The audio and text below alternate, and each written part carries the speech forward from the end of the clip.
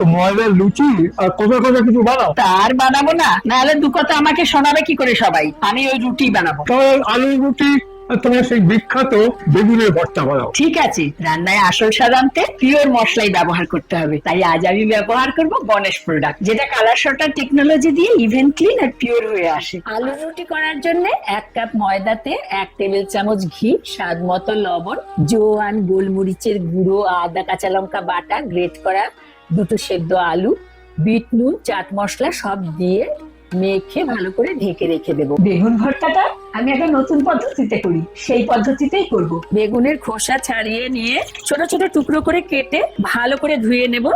এবার একটা কড়া বসিয়ে তার মধ্যে গোটা জিরে, মৌরি, ধনে আর পোস্ত সব ভালো করে ড্রাই রোস্ট করে ঢেলে রাখবো ঠান্ডা হবার জন্য।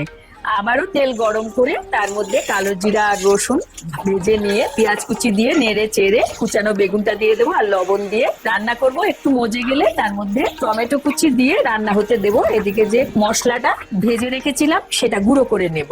এখন লাল লঙ্কার গুঁড়ো আর ভাজা মশলার গুঁড়ো দিয়ে খুন্তির সাহায্যে একটু চেপে চেপে বেগুনগুলোকে একটু চটকে চটকে দেবো।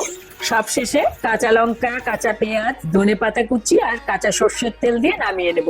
ময়দাটা যে মেখে রেখেছিলাম সেটা দিয়ে এবার রুটি বানিয়ে নেব, যেভাবে রুটি তৈরি করে সেভাবেই। দারুণ টেস্ট।